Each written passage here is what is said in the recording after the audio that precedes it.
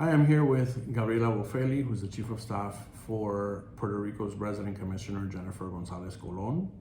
So she's going to talk to us a little bit about what the Resident Commissioner does and what she does as the Resident Commissioner's Chief of Staff here in Washington, D.C. in Congress. Hi everyone, thank you Dr. Pedreira.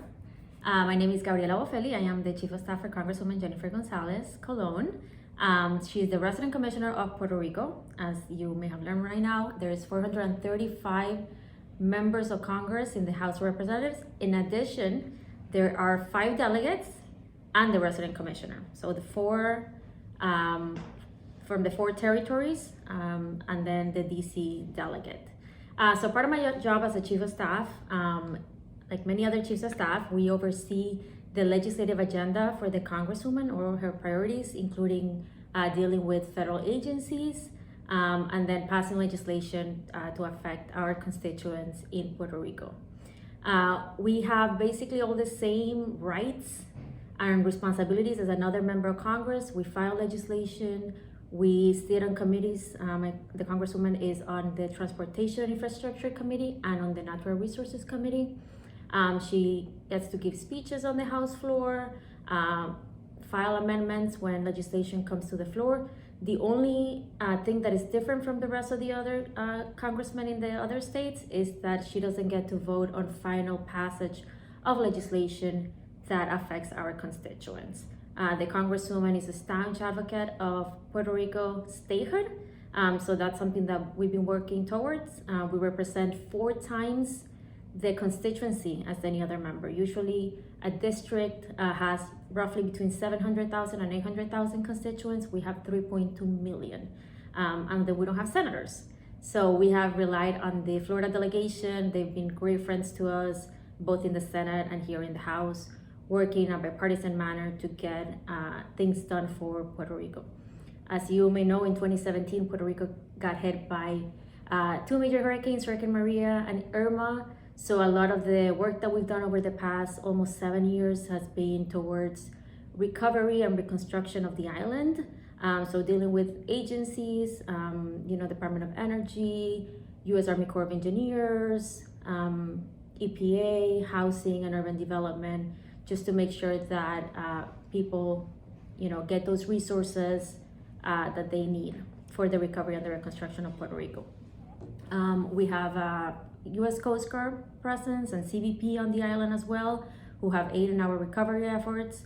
Puerto Rico, sometimes we tend to forget that Puerto Rico is part of the United States and that we have a maritime border there, right? There's a lot of conversations and focus towards the southern border.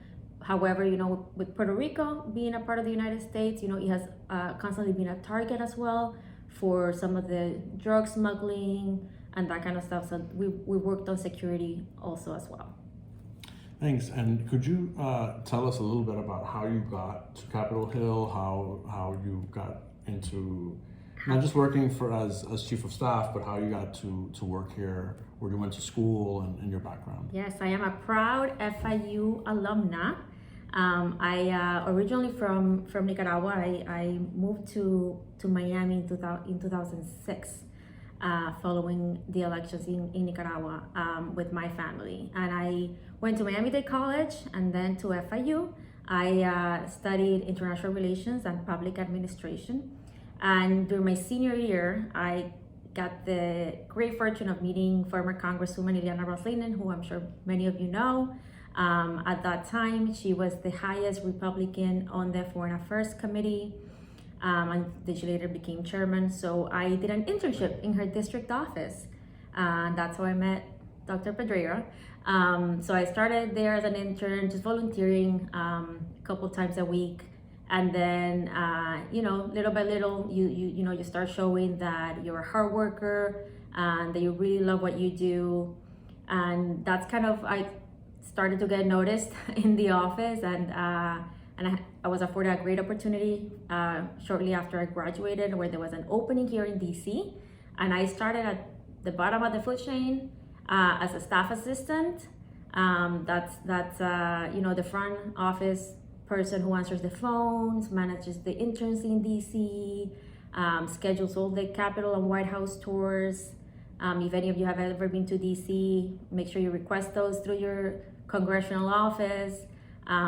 So that's kind of how I started. And then little by little, I started moving up the ladder. I became a legislative correspondent. So that in that role, you write letters to those constituents who write to you, who care about a specific issue or a specific piece of legislation. So you communicate and you do a lot of the outreach to the constituents that way.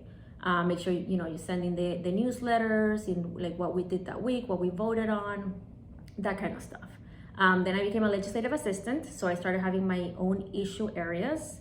At the time, I dealt with immigration issues. The congresswoman was heavily invested in the Dream Act, so we worked a lot with members on both sides of the aisle to draft out legislation, temporary protected status.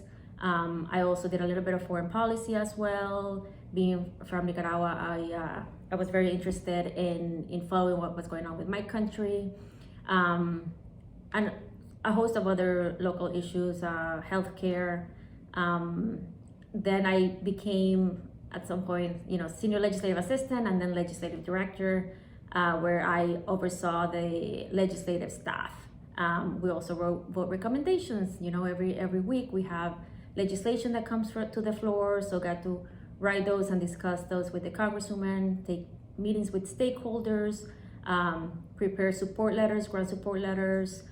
We had a great interaction with Port Miami and Miami International Airport and several others that would do their flyings to DC and would request grants through federal agencies. And as a congressional office, part of our job is to make sure that we support those grants so that those federal dollars can trickle down and come to the district. And then when Congresswoman Ros-Lehtinen retired from Congress, I was blessed to have the opportunity of connecting with Congresswoman González-Colón and to start here as her chief of staff. So it's been 5.5 years, and it's been great working on Capitol Hill. Thank you very much, Gabby. Of course.